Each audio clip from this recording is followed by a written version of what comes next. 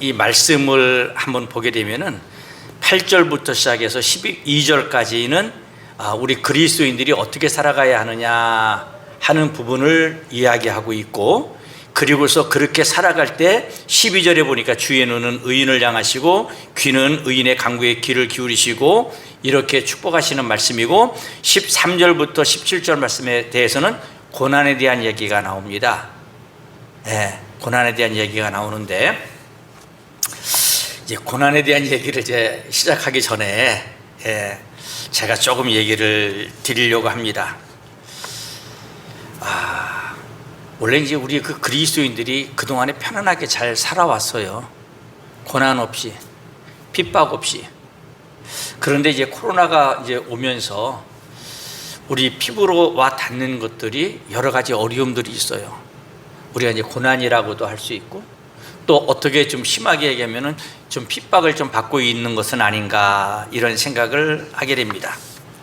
충청북도에서 내려온 그러한 공문에 의하면은 이러한 교회들마다 이런 방역 수칙을 지켜라. 그래서 먼저 예배를 드리는데 1000명 이상 되는, 그러니까 좌석수가 1000명 이상 되는 교회는 목사 한 분, 목사 딱 한 명이에요. 그다음에 반주자, 기도자, 성가하시는 분 2사람, 그다음에 헌금 봉사, 방송 사역자, 방역, 안내, 촬영 보조 해가지고서 15명 이내. 이 중앙정부에서 이제 이런 지침은 안 내려왔어요. 근데 충북이에요. 그다음에 좌석수 500 이상이고 1000명 미만인 교회는 10명. 그다음에 좌석수 100명에서부터 500명 사이는 7명. 그리고 좌석수 100명 미만은 5명.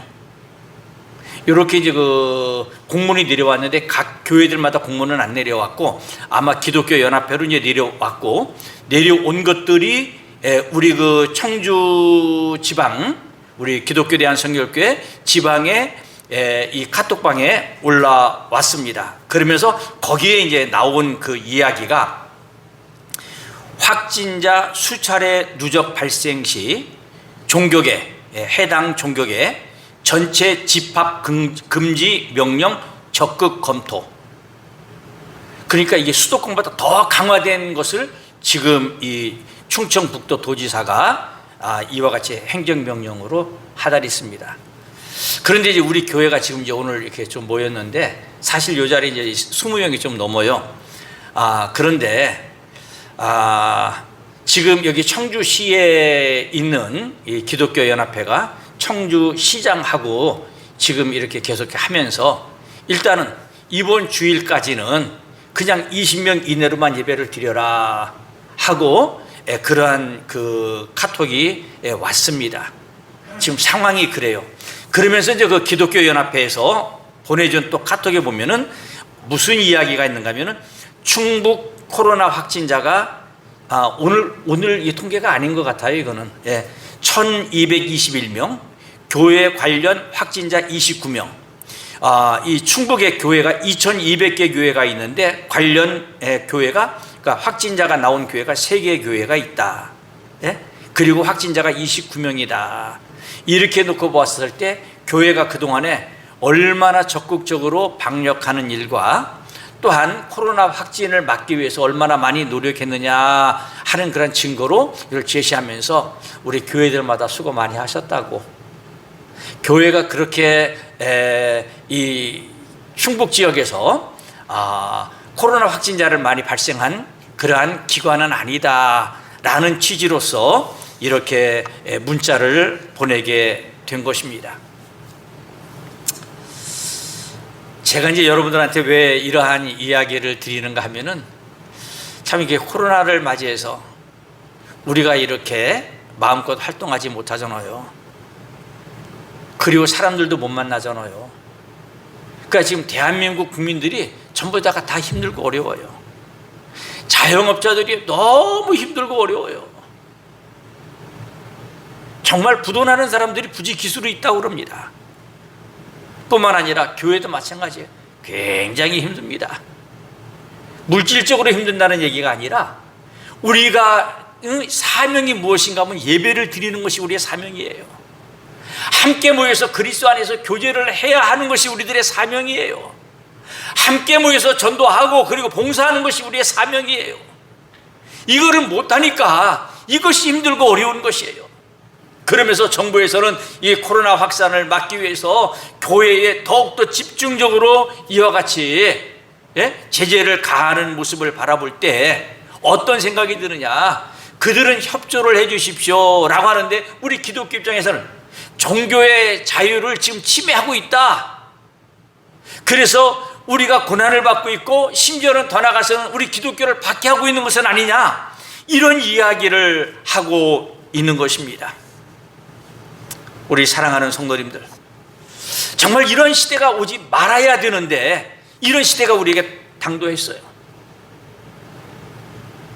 어떤 그 책 읽는 그런 모임에서 이 책에 대한 이야기를 쭉 이야기하면서 나온 이야기가 있어요. 그래서 이제 어떤 그 책을 소개를 하면서 그 책에서 앞으로의 그러한 일어날 일들을 이야기하는데, 지금 코로나 바이러스와 같은 이러한 사태가 20-30년 안에 더 올 수 있다. 한 건이 아니라 더 여러 건이 올 수 있다. 이 코로나 바이러스보다 더 무서운 그러한 바이러스들이 생길 수 있다. 이러한 예측을 하는 그러한 책을 소개를 하면서 앞으로 이와 같이 이 지구촌에 더 큰 어려움이 올 수 있음을 경고하고 있는 말을 들었습니다. 사랑하는 성도님들, 저는 오늘 이 말씀을 준비하면서 왜 새해 벽두에 고난에 대한 이야기를 하느냐, 우리가 지금 현재 다 지금 고난과 고통 가운데 있어요. 제가 이제 한 가지 이야기를 드리면은, 제가 이제 일이 있어 가지고서 여기 그 동사무소에 가게 되었습니다. 차를 우체국에다가 대놓고 그리고서 이렇게 지나가는데, 아니 트럭이 장애인 그 전용 주차 공간에 차를 세워놓고 시동을 걸어놓고 있더라고요. 그래서 이 차는 어떤 사람이 도대체 앉아있나 해갖고 제가 이렇게 지나가면서 이렇게 쳐다봤어요. 그들이 갑자기 빵 그러는 거예요. 제가 깜짝 놀랐어요.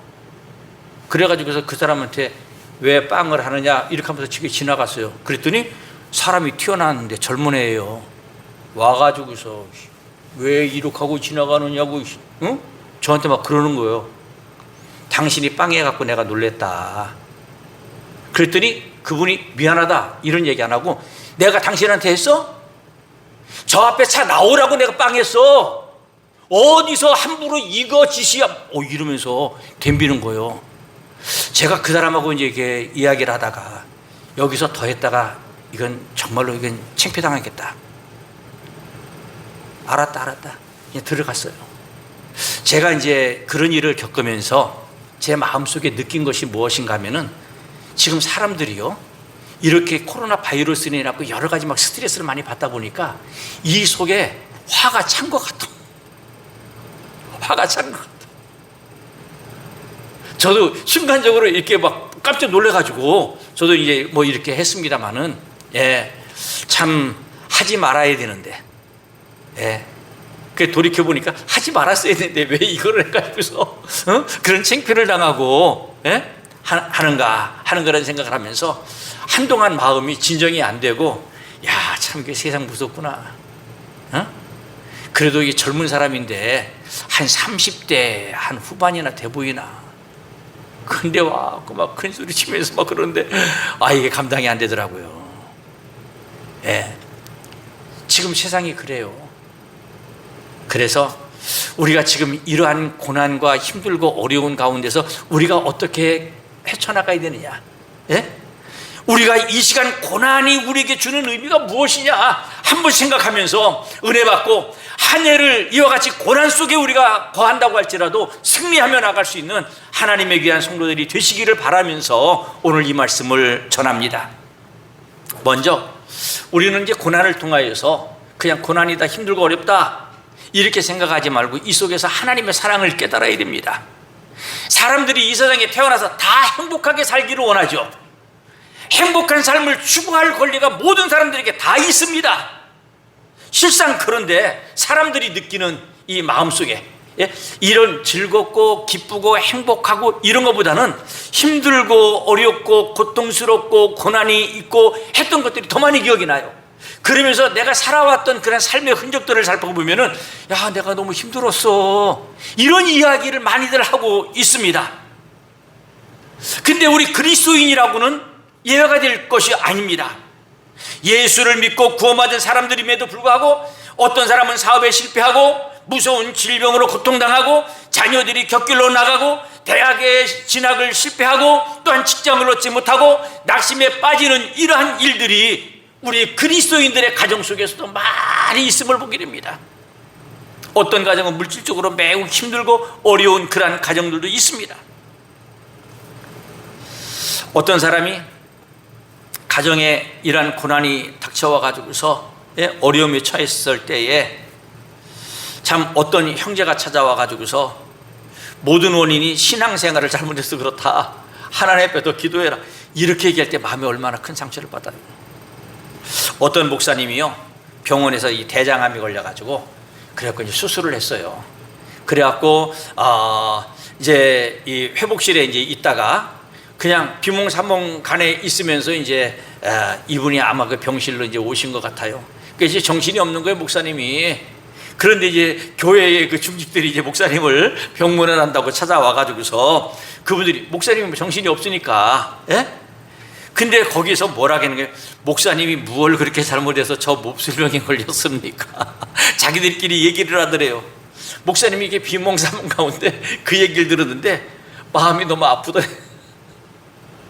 어떻게 와가지고서 저런 얘기를 할 수 있는가, 예? 하는 이제 그런 생각이 들으면서 참 목사님도, 예? 다시 한번 내가 이렇게 고난을 당하고 힘들고 어려울 때, 예? 참 따뜻한 말 한마디를 들었어야 되는데 그렇지 못한 그러한 모습을 바라보면서 자기 자신이 원망스럽기도 하고 그러면서 하나님 앞에 기도했다고 하는 이야기가 있습니다.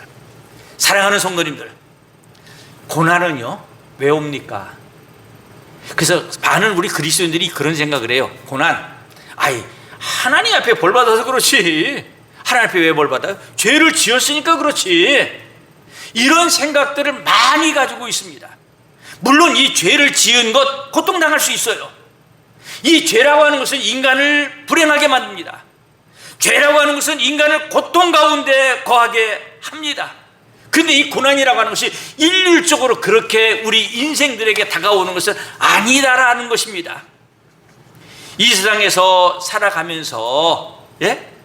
참 일생 동안 고난을 당하지 않고 평탄하게 살고 또 이와 같이 사람과 사람 사이에서도 아무 일 없이 편안한 그런 삶을 살기를 다 원하죠.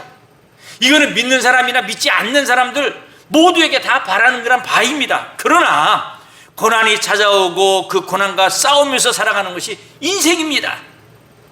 그러면은 우리가 그리스도인들이 이 고난이 다가왔었을 때 어떠한 자세로 맞이해야 되느냐?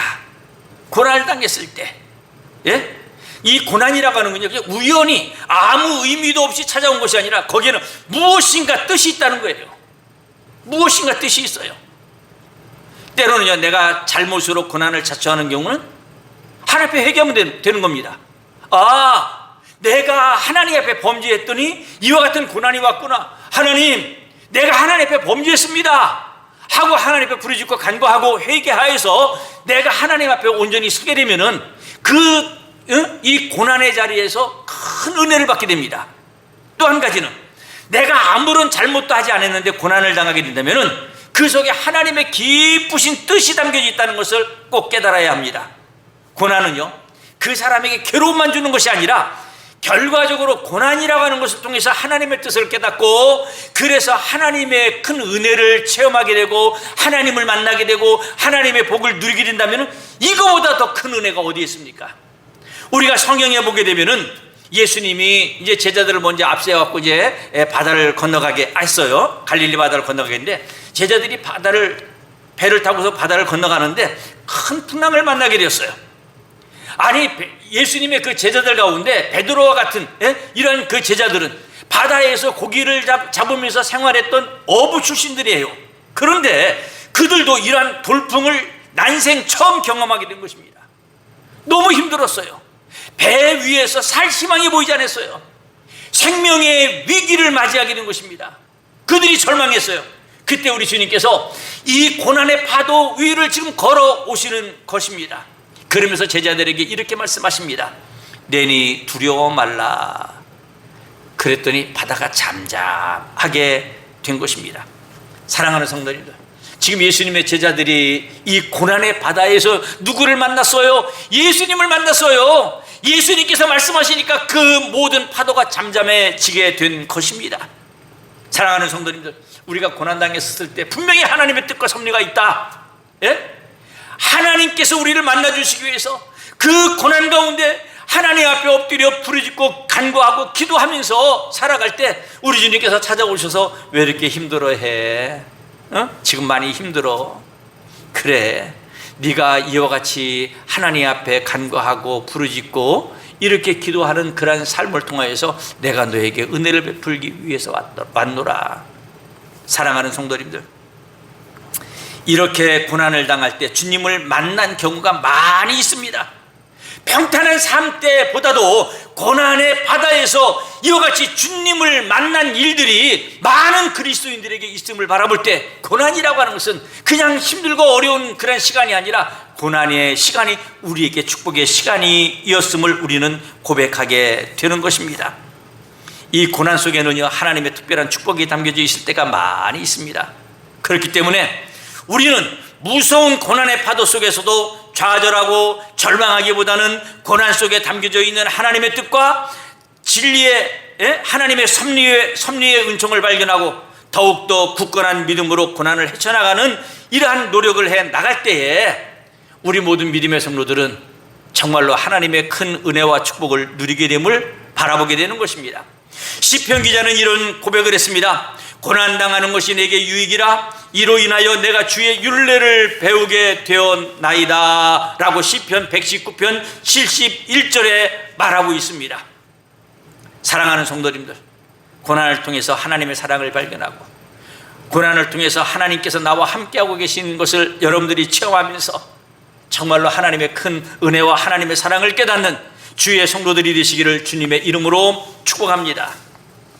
이 말씀을 준비하면서 제가 마음속에 그런 생각을 가졌어요. 우리 교회가 정말 해야 될 일들이 너무 많은데, 너무너무 중요한 시기인데 하나님, 왜 이러한 고난이 우리 교회에 있습니까? 그런 생각을 했어요. 하나님 앞에 그런 얘기를 했어요. 예? 하나님, 왜 이와 같이 중요한 시기에 우리 주님께서 코로나 바이러스를 이렇게 허락하셔서 우리가 이와 같은 고난을 당하게 합니까? 우리 일해야 합니다. 우리 할 거 너무나 많습니다. 이런 푸념을 했는데, 분명히 이러한 코로나 바이러스 기간 동안에도 하나님께서 우리 운동교회 주시고자 하시는 메시지가 있다. 이 메시지를 우리가 기도하는 가운데, 하나님의 말씀을 읽는 가운데, 우리가 예배를 통하여서 우리가 깨닫고 느끼고, 그래서 하나님의 사랑과 하나님의 은혜 가운데 거하는 우리 교회가 되어야 되지 않느냐. 또 하나는요, 고난이라고 하는 것은 사람의 잘못이나 혹은 신앙의 유익을 위해서 찾아오기도 하지만은 또 다른 형태의 고난이 있어요. 그래서 베드로가 이런 얘기를 했어요. 그 의를 위하여 고난을 받으면 복이 있는 자다. 다시 말해서 의를 위해서 고난을 받는 것, 이러한 고난은 장차 하나님의 영광을 차지하게 된다고 하는 뜻이 담겨져 있는데, 여기서 의를 위한 고난이란 무엇이냐? 복음을 위해서, 주님을 위해서, 교회를 위해서, 이웃을 위해서 당하는 고난, 이 고난을 의미합니다. 그래서 예수님께서 마태복음의 5장에 이런 말씀을 하셨는데, 의를 위하여 핍박을 받는 자는 복이 있나니 천국이 저희 것임이라. 나를 인하여 너희를 욕하고 핍박하고 거짓으로 너희를 거슬러 모든 악한 말을 할 때에는 너희에게 복이 있나니 기뻐하고 즐거워하라. 하늘에서 너희의 상이 큼이라. 너희 전에 있던 선지자들이 이같이 핍박하였느니라. 이렇게 말씀을 하고 있습니다. 베드로는요, 지금 이런 확신이 있어요. 고난, 핍박, 이런 그 고난과 핍박 가운데 있었습니다만 당신 마음속에 확신이 있었어요. 그래서 이 베드로에게 있어서 나왔던 그 유명한 영화들 있죠. 코바디스. 예, 코바디스. 우리가 이 코바디스 하면 또 생각나는 것이 뭐냐? 코바디스 도미네. 예? 이런 말인데, 코바디스 도미네라고 하는 말은 무슨 말인가 하면, 주여 어디로 가시나이까? 코바디스, 예, 어디로 가시나이까? 이런 말이에요. 이 지금 베드로가 로마에 가 있었을 당시에 이 네로 황제가 기독교를 어마어마하게 핍박하던 그런 시기였어요. 그 로마에 불이 났어요. 예? 근데 그 뭐 네로가 이제 불을 방화했다고 하는 이제 그런 이야기도 있는데, 여하튼간 네로가 기독교인들이 로마를 불질렀다 해가지고서 기독교인들을 엄청나게 박해할 때였습니다. 우리 기독교인들이 얼마나 억울해요. 그래가지고서 이러한 때에 기독교인들이 아주 모진 박해를 받았어요. 그런데 그때에 베드로도 위협을 받는 상황이었어요. 그래서 성도들이요, 베드로 사도를 좀 가라고, 여기 계시면 죽게 된다고. 그 성도들이 베드로를 갖다가 피신시키기 위해서 이제 다른 곳으로 가라고 이렇게 얘기를 했는데, 베드로가요, 그래서 로마를 떠나게 됩니다. 로마를 떠나가지고서 지금 다른 지역으로 딱 가고 있는데 앞에 우리 주님께서 나타나신 거예요. 예? 그래가지고서 이 베드로가 주여 어디로 가십니까? 이런 얘기를 한 거예요. 주님께서 나타나시니까 반갑잖아요. 그랬더니 주님께서 뭐라고 말씀하셨어요? 내가 십자가에 못 박히기 위해서 로마로 간다. 베드로가 얼마나 이 마음속에 죄책감이 들었겠어요. 예수님께서 붙잡혀서 고난받으실 때에 그때 무서워서 예수님을 3번이나 부인했던 이 베드로예요. 근데 지금 또 고난이 있다고 해가지고 그가 지금 도망가고 있는 중이에요. 근데 우리 주님께서 내가 지금 이 로마로 나 십자가에 못 박히기 위해서 지금 가고 있노라, 이렇게 얘기한 거예요. 그래가지고서 그 말을 듣고 충격을 받았어요. 베드로가 로마로 들어갑니다. 결국에는 붙잡혀가지고서 거기에서 십자가에 못 박혀 죽게 되는데, 예수님이 십자가에 못 박혀 돌아가시는데 내가 어떻게 십자가에 똑같이 못 박혀 죽을 수가 있겠느냐 해서 자기는 거꾸로 십자가에 못 박혀서 죽어서 순교를 당하게 됩니다. 베드로의 이러한 순교는요, 위대한 순교였습니다. 우리 한국의 우리 주기철 그 목사님의 이야기는 너무 유명하지요. 그 일제시대에 그 신사참배가 문제가 있었을 때 한국 교회가 일본 그런 그 사람들에 의해 가지고서 많은 압박을 받았어요. 그래갖고서 그 신사참배에 대해서 이러한 입장을 낸 겁니다. 신사참배는 국민의례이기 때문에 신앙과는 아무런 상관이 없다. 그래서 기독교인들은 신사참배를 해도 무방하다라고 결정을 했어요. 그랬더니 여기 주기철 목사님은 신사참배는 분명히 우상숭배입니다. 조선인을 일본 제국주의에 귀속시키려 하는 민족 배반 행위입니다라고 규정하면서 그는 끝까지 반대했어요. 그 결과 이 주기철 목사님은 일본 사람들에게 붙잡혀가지고서 전기 고문을 받게 됩니다. 그리고 이 판자에 밑에서 못을 박아갖고서 그 못 위를 걸어가게 하는 그러한 형벌을 받았어요. 그래서 그 못을 밟고서 뾰족한 대못을 밟고 그 위를 걸어갈 때 한 발자국 두 발자국 걸어가면서 주님 가신 길 하면서 그가 찬양을 불렀습니다. 이렇게 살다가 결국에는 이 주기철 목사님이 이제 그 순교의 순잔을 받게 됐는데, 주기철 목사님이 이렇게 돌아가심으로 말미암아 아주 그냥 집안이 쑥대밭이 됐어요. 그의 어머니는 그 아들의 순교 소식을 듣고서 충격을 받아갖고 세상을 떠났어요. 그의 아들 역시 아버지의 뒤를 따라서 순교를 당했습니다. 다른 가족들은요, 아버지가 돌아가시고, 그러니까 그때 당시에 그 뭐 자녀들하고 그 사모님하고 그 생활이 너무너무 비참했던 거예요. 이 주기철 목사님의 사실 최후는 굉장히 비참했고 그의 가족들은 너무나도 비참한 그런 삶을 살았습니다. 그런데 그때는 너무나도 비참했어요. 현실적으로 비참했죠. 그런데 주기철 목사님이 남기신 한국교회 유산은요, 너무나 위대한 것이었습니다. 오늘날 우리 한국교회가 이와 같이 왕성하게 부흥된 데는 주기철 목사님과 같은 순교의 피가 있었기 때문에 그렇습니다. 사랑하는 성도님들, 우리가 신앙의 삶을 살아갈 때 어떻게 해야 합니까? 때로는 이와 같이 고난이 오고 우리를 핍박한다고 할지라도 우리 주님의 말씀을 굳게 부여잡고 그 말씀을 가지고서 우리가 믿음으로 나가야 합니다. 때로는 우리가 순교를 당한 그런 위치에 처해 있을지라도 분명히 그때는 너무 힘들고 어려워요. 고난스러워요. 근데 이 주기철 목사님 같은 경우에 어떻게 돼요? 아마 한국의 기독교가 없어지기 전까지는요, 이 주기철 목사님에 대한 말씀이 설교 시간마다 우리 전국 방방곡곡에서 울려 퍼질 겁니다. 많은 사람들의 신앙에 귀가 밀립니다. 그러면서 그 사람을 본받게 되는 거예요. 얼마나 영광스러운 일입니까? 의를 위하여 받는 고난, 주님과 교회와 이웃을 위해 당하는 고난에는요 반드시 복이 있습니다. 그래서 베드로는요 무서운 핍박에 처한 성도들에게 고난 뒤에는 하늘의 영광과 복이 있음을 주지시키면서 오늘 이 말씀을 가지고서 우리를 위로하고 있음을 보게 됩니다.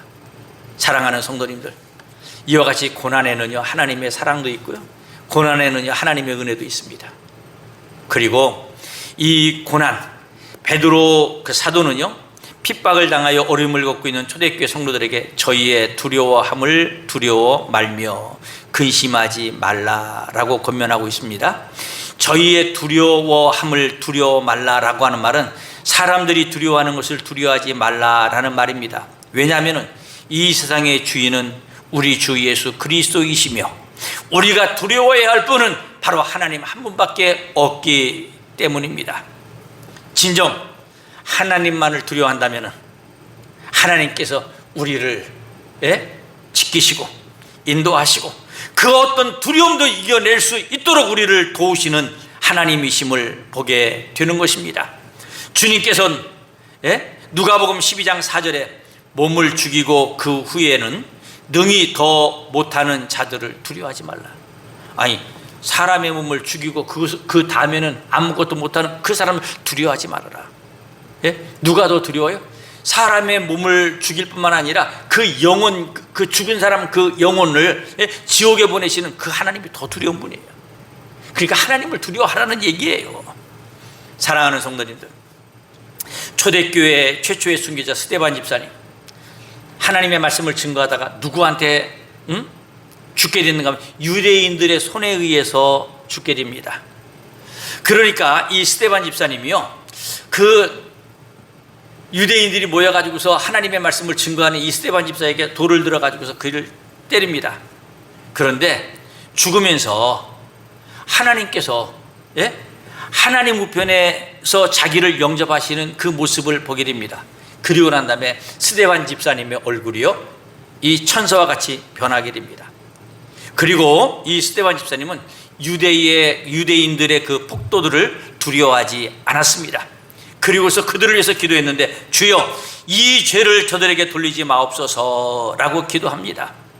이 기도는 우리 주님께서 십자가에서 돌아가시면서 이 세상에 마지막으로 남기신 아주 위대한 기도였습니다. 그런데 스데반이 이 기도를 또 드리게 된 것입니다.